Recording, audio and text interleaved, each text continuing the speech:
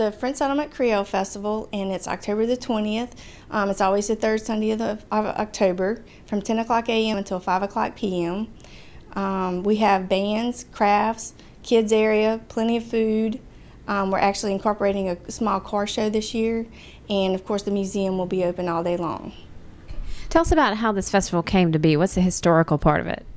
The Historical Society took over the old building, which used to house the town hall that was built in the 1800s, and we maintain it as a Creole House Museum now for all of the local areas and the surrounding communities.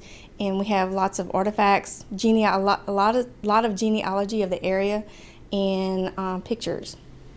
What can people learn or enjoy when they come to this festival? If you're anywhere tied to the area, you can learn about your family history. You can also learn how the people in the area lived in the 18 and early 1900s.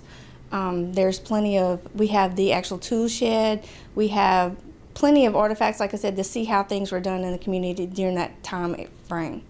It's very unique to see that in the area of French Settlement, we have a lot of old houses that are still actually here. If you ride through the community on the main road, you can still see some of the same houses that were here back in the 1800s. And the museum is here to replicate, or actually, I guess you'd say, to keep the history of all the surrounding areas of how it was. So when the outside area comes to look at how French Settlement was in the 1900s, you can see how we actually lived here. We have a lot of the local area restaurants and businesses that contribute and participate in providing food for the day of the festival. The local cooks for jambalaya. We have Duchess Seafood that does the gumbo. One thing that we're celebrating is the food.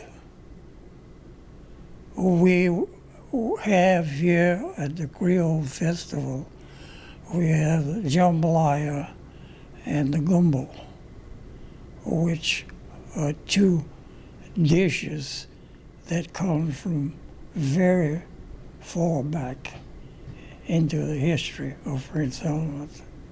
We have shrimp fettuccine by my aunt. We're going to have plenty of finger foods also, and also the St. Joseph Youth Group is going to have the sweet booth this year, which is homemade sweets. We have entertainment by a local band named Stone Envy. They're from the area, and they help with all of the entertainment during the day. There's entertainment all from 10 o'clock till 5. We have the dance company that does dance routines, and she is from the area that owns the dance company. We have Kim's Kids, which is actually like the kids area that does karaoke. They are awesome. They really do a great job. We have a local Cajun humorist, Mr. Jimmy Little. He's actually won a nomination for Cajun humor, and he does great storytelling of his life growing up in Prince Solomon and the surrounding area. We have blacksmiths. We have people that come and demonstrate how you cook cracklings. And we will have craft vendors. You can buy things all day long. And we will have a shuttle to and from the elementary and high school for free. Okay. And who all participates in putting this together? The French Settlement Historical Society, and of course everybody in the community. The St. Joseph Catholic Church Youth Group helps out a lot. And then we also have the area beta clubs and Girl Scout troops that help with the daily festivities too. And when people come to this area, let's say they want to come and stay for a few days, what else is there to do around here? Hotels, restaurants, things like that? Well, the closest hotel, what I would think, would be Walker, Louisiana, and we also have Gonzales, Louisiana. And Gonzales also has a lot of area attractions. We have Sorrento has a Cajun Village, which is really nice to see. They do have several restaurants. We have not only this museum, but we have the Hungarian settlement, which is close in Springfield. They also provide a lot of, they have a lot of history there also in their little museum that they have there. What about Livingston Parish Tourism? How do they support y'all?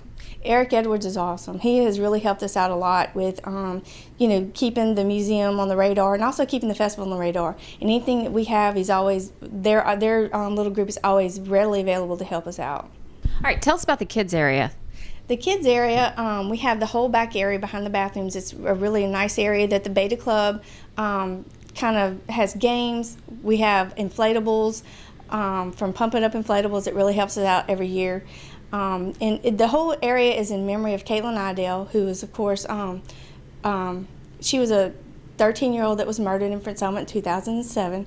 The kids area is in her name because she actually worked the area before she died. So we kind of wanted to, being that she was our youngest member of the Historical Society, that whole area is dedicated to her. And they can come and buy a bracelet for $5 for the entire day. And so it helps the parents, they have an area, it's safe because the kids have a whole back area. They can't you're in an enclosed area, so they have a safe place to play all day.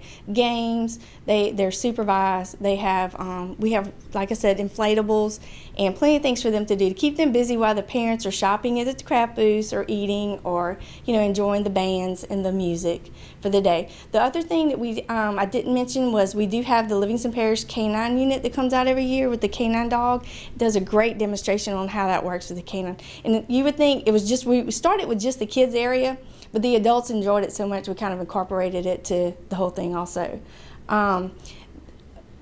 We also have during the day, we have different demonstrators, folk life demonstrators that come, blacksmiths, and we also have the quilters, and we have a lady that comes and does tatting, which is, tatting is like a very old, I say crochet, but I know it's not crochet. She would probably be mad at me if she heard me say that, but it's a very old way of making doilies and stuff, and it's gorgeous.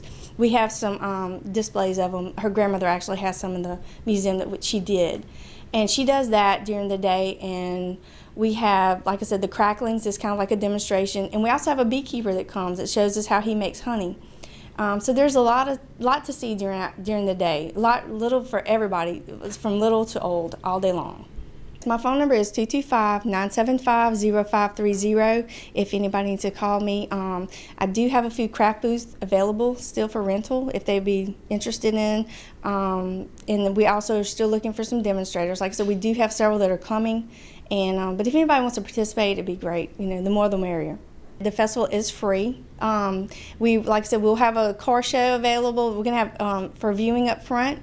We're going to have 2 shuttles that will go all day long from the Prince Solomon High School to the Prince Solomon Elementary School. So you can park there and just ride the shuttle all day long. No ice chest, please. We'll have plenty of food, drinks to buy. We will have beer for sale. And also, this is our only fundraiser of the year to maintain the Creole House Museum. It's the only way we raise funds to actually keep the museum going. So if everybody could come out and enjoy, we'd really appreciate having you.